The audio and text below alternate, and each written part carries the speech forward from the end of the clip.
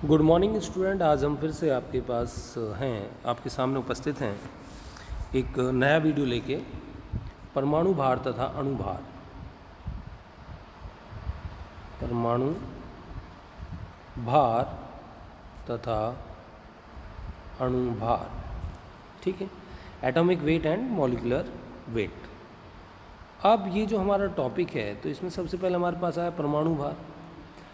परमाणु 1H1 2He4 6 carbon 12 7 nitrogen 14 8 oxygen 16 sulphur 32 और 17 chlorine 35.5 20 calcium 40। यहाँ ये जो परमाणु आपको दिखाई दे रहे हैं, इन परमाणुओं में यदि आप देखें तो यहाँ नीचे परमाणु क्रमांक होता है और ऊपर होता है परमाणु भार। तो यहाँ ये जो परमाणु भार आपको दिखाई दे रहे हैं जस्ट डबल दिखाई दे रहे हैं अधिकांश में, लेकिन यहाँ डबल नहीं है। यहाँ देखें तो यहाँ डबल नहीं है, यानी होते तो लगभग डबल ही हैं, ठीक है, डबल के आसपास होंगे या डबल होंगे, लेकिन हार्ड एंड फास्ट नहीं है कि सभी के हों। तो ये कुछ महत्वपूर्ण परमाणु थे जिनके परमाणु भार यहाँ दिए गए हैं, इन्हें आप अच्छे से याद कर लें। इन परमाणु भारों के द्वारा ही आप अणुभार ज्ञात कर सकते हैं, ठीक है। चलिए अब चलते हैं हम अणु की तरफ कि अणु क्या है। देखिए आपके पास हाइड्रोजन है, यहाँ एक एग्जाम्पल मैं ले रहा हूँ आपके पास कि आपके पास हाइड्रोजन और हाइड्रोजन ने मिलकर बना दिया H2। तो यदि आप इनकी बात करेंगे तो ये हाइड्रोजन परमाणु, और यदि आप इसकी बात करेंगे तो ये हाइड्रोजन अणु। तो इन दोनों में थोड़ा सा अंतर है। ऐसे ही यदि आप बात करेंगे हाइड्रोजन और क्लोरीन की, ये दोनों मिलकर बना रहे हैं HCl, तो ये हाइड्रोजन परमाणु है, ये क्लोरीन परमाणु, यानी ये जो दोनों हैं ये दोनों क्या हैं, परमाणु हैं। लेकिन HCl की यदि बात करें तो ये क्या है, अणु है। तो ये अंतर क्या दर्शा रहा है, ये सोचने की बात है कि दो या दो से अधिक, मिनिमम दो और दो से अधिक भी हो सकते हैं, परमाणु आपस में मिलकर अणु का निर्माण करते हैं। दो या दो से अधिक परमाणु आपस में मिलकर अणु का निर्माण करते हैं। परमाणु के भार को परमाणु भार और इस अणु के भार को अणुभार कहा जाता है। अब बात यह आती है कि यदि किसी परमाणु का अणुभार आपको ज्ञात करना है तो आप कैसे ज्ञात करेंगे। सपोज कीजिए आपको, वैसे अणुभार से संबंधित एक वीडियो में पहले भी आपको दे चुका हूँ, ये वीडियो शायद कुछ और सार्थक होगा। तो सपोज कीजिए आपको HCl का अणुभार ज्ञात करना है। HCl का अणुभार, भार से मतलब है वजन। तो HCl में क्या चीज़ है, एक हाइड्रोजन और एक Cl, तो HCl का वजन और H का वजन और Cl का वजन। वजन से मतलब क्या है, हाइड्रोजन का परमाणु भार, क्योंकि ये तो अणु है और ये क्या है, परमाणु है। इसमें हाइड्रोजन का परमाणु भार प्लस Cl का परमाणु भार। आपको पता है हाइड्रोजन का परमाणु भार 1 होता है और Cl का होता है 35.5। तो आप कह सकते हैं HCl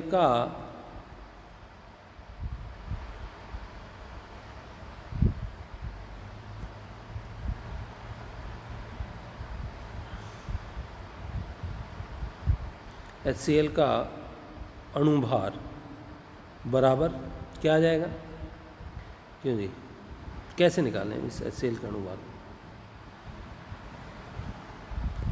इस HCl के अणुभार को कैसे निकालें।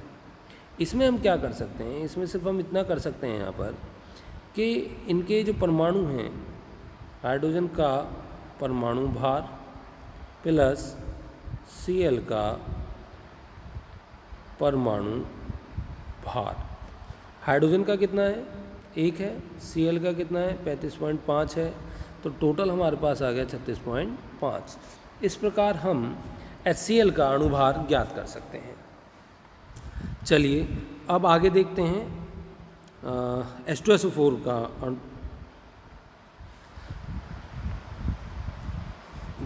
चलिए अब आगे H2SO4 का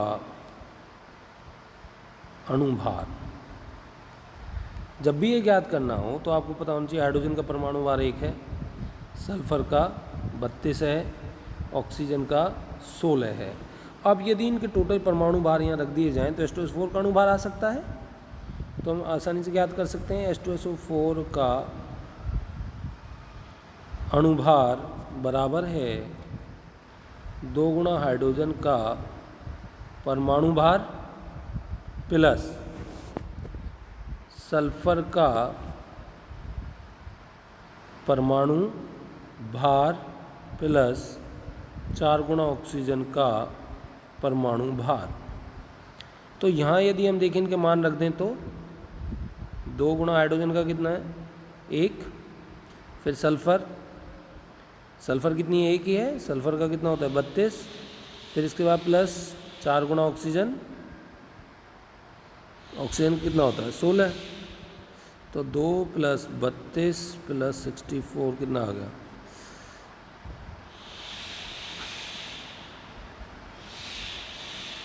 98 आ गया। तो इस प्रकार हम H2SO4 का अणुभार ज्ञात कर सकते हैं जो कि 98 आता है, और ये निकालना बहुत ही आवश्यक है। यदि आप अणुभार नहीं ज्ञात करेंगे तो दिक्कतें आएंगी। अणुभार ज्ञात करना पड़ेगा, क्योंकि नॉर्मलता, मोलरता, मोलैलिटी, ये जितने भी सवाल हैं, जितने भी प्रश्न हैं, उन सभी में अणुभार ज्ञात करना पड़ता है। अणुभार एक बेसिक चीज़ है, ये आपको निकालना आना चाहिए, हर हालत में आना चाहिए, चाहे वो एग्रीकल्चर के स्टूडेंट हैं, चाहे वो साइंस 11th के हैं या 12th के हैं। तो अणुभार आपको ज्ञात करना आना चाहिए। बिना अणुभार के आप इस चीज़ को नहीं कर पाएंगे। ठीक है, चलिए अब हम बात करते हैं एक बहुत ही अच्छा एग्जाम्पल,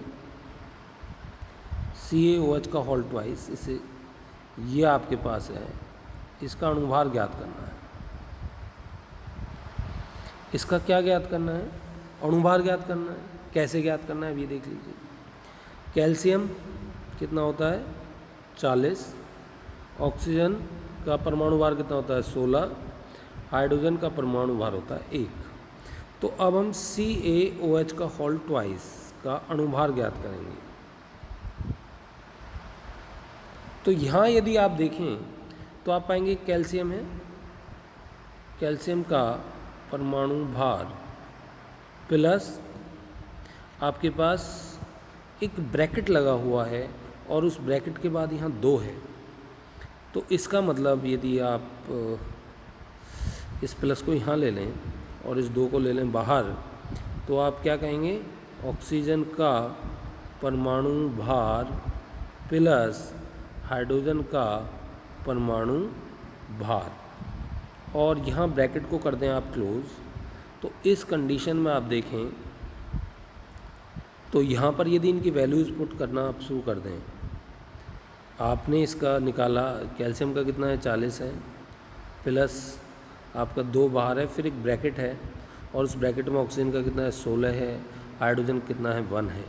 तो इस कंडीशन में यदि आप देखें 40 + 2 ब्रैकेट में आ गया 17, और यदि आप इनको निकालें तो 40 + 34 = 4 इधर और ये 74। ये CaOH का होल ट्वाइस का जो अणुभार हम ज्ञात करेंगे वो हमारे पास आएगा 74। तो इस प्रकार हम अणुभार ज्ञात कर सकते हैं, और भी बहुत सारे जो यौगिक हैं वो ले सकते हैं आसानी से, तो उनके अणुभारों को आसानी से ज्ञात किया जा सकता है। चलिए अब एक और एग्जाम्पल चलिए हम ले लेते हैं। हमने ले लिया CH3COO का होल ट्वाइस Ca। इसको कैल्शियम एसीटेट कहते हैं। इसका क्या ज्ञात करना है, अणुभार ज्ञात करना है। ठीक है, ये आपके पास है। तो यहाँ हमने देखा कि कार्बन है, ये 2 कार्बन का अणुभार होता है 12, हाइड्रोजन कितने हैं, चलिए इसका अणुभार होता है 1, कार्बन का हो गया, ऑक्सीजन का कितना होता है 16, और कैल्शियम का कितना होता है 20। तो CaOH का होल ट्वाइस CH3COO का होल ट्वाइस Ca का अणुभार हम यहाँ शुरुआत से ही ले लेते हैं, और यहाँ आप देख रहे हैं कि एक ब्रैकेट है, और यदि उस ब्रैकेट की आप बात करें तो उस ब्रैकेट के बाहर एक कैल्शियम है।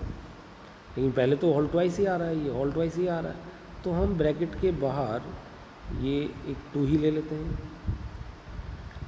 ये 2 ले लिया हमने, ठीक है। अब इसके अंदर की यदि बात देखें तो इसमें अंदर 2 कार्बन है, तो 2 इंटू कार्बन का परमाणु भार प्लस हाइड्रोजन कितनी है, 3 है, 3 इंटू हाइड्रोजन का परमाणु भार। और अब कौन बचा, ऑक्सीजन बची, ऑक्सीजन कितनी बची, 2 बची, 2 इंटू ऑक्सीजन का परमाणु भार। अब ब्रैकेट कर देंगे हम क्लोज, ठीक है। अब प्लस अब बचा हमारे पास कैल्शियम, तो कैल्शियम का परमाणु भार। ये यदि आपको लिखना आ गया हर यौगिक का, तो आप आसानी से अणुभार और परमाणु भार निकाल सकते हैं। कैसे निकाल सकते हैं, 2 ब्रैकेट के बाहर कार्बन कितना है, 12 होता है इसका, प्लस 3 इंटू हाइड्रोजन कितना है, 1 आ गया, प्लस इसके बाद क्या था, 2 ऑक्सीजन है, 2 मल्टीप्लाई ऑक्सीजन का कितना आ गया, 16 आ गया, प्लस कैल्शियम कितना आ गया, 40 आ गया। अब इसको यहाँ जोड़ गुणा भाग कर लेना, आपके पास फाइनल आंसर आ जाएगा। इसको देखें तो ये 24 और 3, चलिए अब आंसर आप अपना आप निकाल लीजिएगा, ठीक है। तो इस प्रकार आप किसी भी यौगिक का परमाणु भार आसानी से ज्ञात कर सकते हैं। इसके बावजूद भी यदि आपको किसी भी तरह के परमाणु भार को ज्ञात करने में कोई परेशानी है, तो आप व्हाट्सएप पर मैसेज करके मुझसे पूछ सकते हैं, उसे सॉल्व कर दिया जाएगा, लेकिन आप इसको अच्छे से करें ज़रूर। धन्यवाद।